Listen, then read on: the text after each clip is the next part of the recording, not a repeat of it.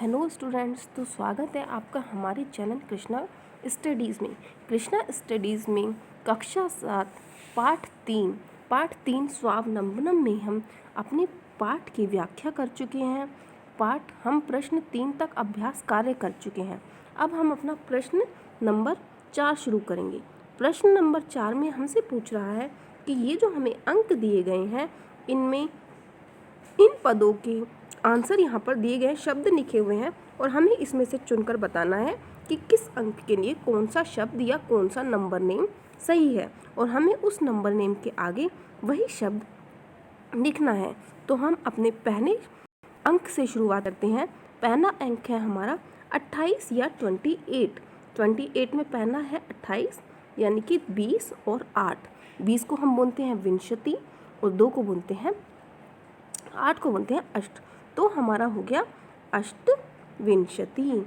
ठीक है, तो पहले का आंसर है हमारा अष्टविंशति। दूसरा है हमारा 27 यानी कि 27। तो अष्टविंशति है तो 28 है, तो नेचुरल है सप्तविंशति, हमारा हो गया 27। ओके, उसके बाद है हमारा 30। 30 को हम बोलते हैं बच्चों त्रिंशत। ठीक है, उसके बाद हम आ जाते हैं 31। 31 हो गया हमारा एक त्रिंशत। उसके बाद हम आ जाते हैं 24। 24, अब आप बच्चे बताएंगे मुझे 24 के लिए क्या आएगा बेटा। 24 के लिए हमारा आएगा पहले 4 और फिर 2, विंशति और 4। विंशति और 4 का मतलब हो गया चतुर्विंशति। तो ये हमारा हो गया 24। फिर हम आ जाते हैं 40। 40 में हमारा आ जाता है चत्वारिंशत। फिर हम अपने अंतिम अंक पर आ जाते हैं। अंतिम अंक है हमारा 50, हमारा पंचाशत। हमारा ये प्रश्न कंप्लीट हो गया है। बच्चों को मेरे ख्याल से समझ में आ गया होगा, तो समझ में आ गया होगा, लेकिन आपको कोई दिक्कत नहीं होनी चाहिए। ये मैंने आपको सिर्फ समझाया है। इसकी आंसर की आपके पास यहाँ पर नीचे है। ठीक है, ये आपकी आंसर की ये रही। ठीक है, आप यहाँ से स्नैपशॉट ले सकते हैं। ठीक है, स्क्रीनशॉट ले सकते हैं, या यहाँ पर आपका मेंशन्ड है। ये आपका 28 अष्टविंशति, 27 सप्तविंशति, 30 त्रिंशत, 31 24 चतुर्विंशति, 40 चत्वारिंशत और 50 है आपका पंचाशत। ठीक है, तो वो मैंने आपको सिर्फ समझाने के लिए बताया था, जिससे मुझे को इन चीज़ों की नॉलेज हो।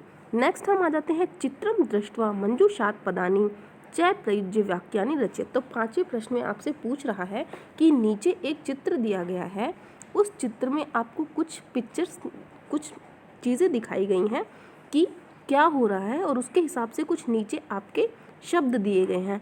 चित्र और शब्द, उनको आपको ऐड करके वाक्य बनाने हैं। ठीक है, इन शब्दों को जोड़कर आपको क्या करना है, वाक्य बनाने हैं। तो चलो अब हम वाक्य बनाते हैं अपने। पहले चित्र में देखिए, एक किसान है और वो हल जोत रहा है, या किसान खेत में काम कर रहा है। दूसरे में हम 2 किसान हैं और वो क्या कर रहे हैं, वो धरती खो रहे हैं या रोप रहे हैं। और तीसरे में बहुत सारे किसान हैं जो काम कर रहे हैं। आपके पास है कृषका कृषकौ एते धान्यम एषा कृषका एतो क्षेत्रम कर्षति कुर्तः खनन कार्यम रोपयन्ति। अब चलो हम इसको आगे बढ़कर सॉल्व करते हैं। एषा कृषका क्षेत्रम कर्षति, यानी कि एक किसान क्षेत्र में काम कर रहा है। ठीक है, एषा यानी कि एक किसान क्षेत्र में कर्षति काम करता है। एतौ होता है हमारा द्विवचन। एतौ क्या होता है हमारा द्विवचन। 2 किसान खेत में खनन का कार्य यानी कि खुदाई का कार्य कर रहे हैं। कुर्ता का मतलब 2, द्विवचन। एते कृषका धान्यम रोपयति। एते, इसमें क्या हो गया, एषा एतौ एते। एषा एक किसान, एतौ 2 किसान, एते बहुत सारे कृषक धान्य को रोपते हैं। तो इस प्रकार आप बहुवचन, द्विवचन, कर्षति यानी कि काम करता है, कुर्ता यानी कि 2 काम करते हैं, रोपयन्ति यानी कि बहुवचन में आपका आता है रोपयन्ति। ठीक है, अब हम आगे बढ़ते हैं। आगे बढ़ते हैं, अपनी वीडियो को आगे बढ़ाते हैं। आगे है अधोनिखितान समयवाचकान अंगकान पदेषु निखिता, यानी कि आगे लिखे हुए, अधोनिखितान का मतलब होता है आगे लिखे हुए, समयवाचकान समय बताने वाले अंकों को पदों में लिखिए, अंकों को शब्द में लिखिए। यथा, जैसे उन्होंने एक दिया भी हुआ है, सार्ध द्वादश वादनम। सार्ध का मतलब होता है आधा, मैंने आपको लेसन में भी बीच में बताया। सार्ध का मतलब होता है आधा, द्वादश वादनम यानी कि 10:30, द्वादश यानी कि 10 और साढ़े यानी कि 10:30 बज गए हैं। 10:30 इसमें एक आपको दिया हुआ है द्वादश वादनम, लेकिन बेटा आगे के आपको खुद ही करने पड़ेंगे, ठीक है। तो अब आपको समय बताना है, समय लिखा हुआ है सामने और उसको आपको संस्कृत में बताना है। संस्कृत में पहला है आपका 7 बज गए हैं, फिर 2:30 बज गए हैं, 11 बज गए हैं, ठीक है। हम इसको आंसर के साथ ही सॉल्व करते हैं और समझते हुए चलते हैं, ठीक है। हम इसको आंसर के साथ सॉल्व करते हैं और समझते हुए चलते। तो ये है आपका 10:30, 7 द्वादश वादनम, ये आपको पहले से ही दिया हुआ था, ठीक है। नेक्स्ट है आपका 7 बजे, 7 बजे यानी कि सप्तवादनम। फिर है आपका 2:30, 7 द्विवादनम यानी कि 2:30 बज गए हैं, 2 और आधा। एकादश वादनम, 11 को हम एकादश बोलते हैं, वादनम यानी कि बजे, 11 बजे हैं। फिर हमारे सार्ध चतुर्वादनम, फिर हमारा सार्ध एक वादनम, फिर हमारा 5 बज गए हैं तो हम आ गए पंचवादनम। फिर हमारे 3:30 हो गए हैं, तो यानी कि आधा हो गया है, तो सार्ध तिर्वादनम।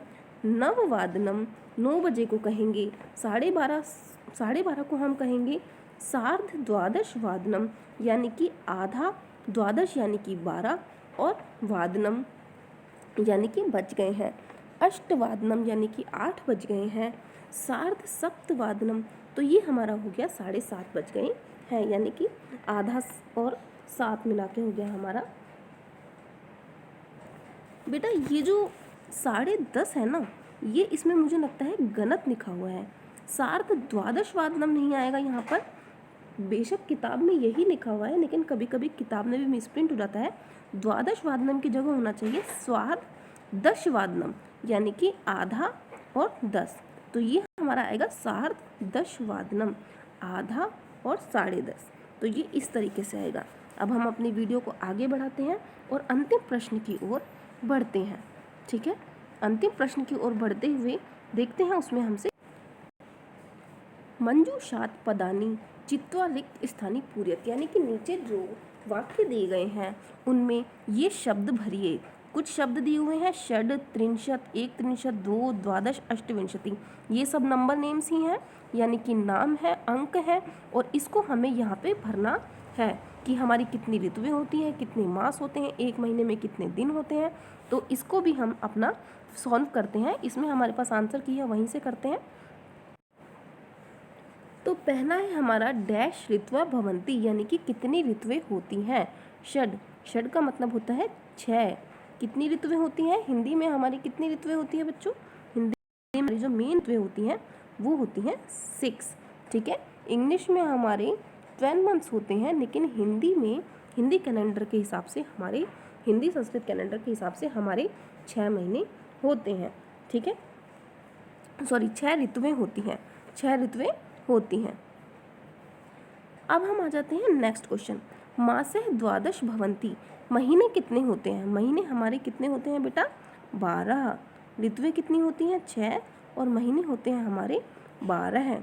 फिर हमारे एकस्मिन मासे त्रिंशत अथवा एक त्रिंशत दिवस, एक महीने में कितने कितने दिन होते हैं। एक महीने में कितने कितने डेज होते हैं, 30 और 31, त्रिंशत और एक त्रिंशत। फरवरी मासे सामान्यतः अष्टविंशति दिनानि भवन्ति, फरवरी मास में अष्टविंशति यानी कि 28 दिन होते हैं, ज़्यादातर 28 दिन होते हैं फरवरी में। कितने दिन होते हैं, ज़्यादातर 28 दिन।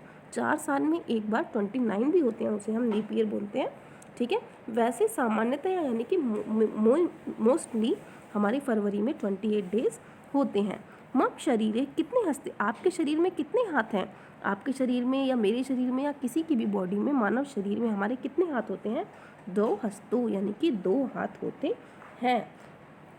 ठीक है, उसके बाद बच्चों मैं आपको थोड़ा सा होमवर्क भी देना चाहूँगी। ये आपका आज कंप्लीट हो गया यहाँ पे चैप्टर।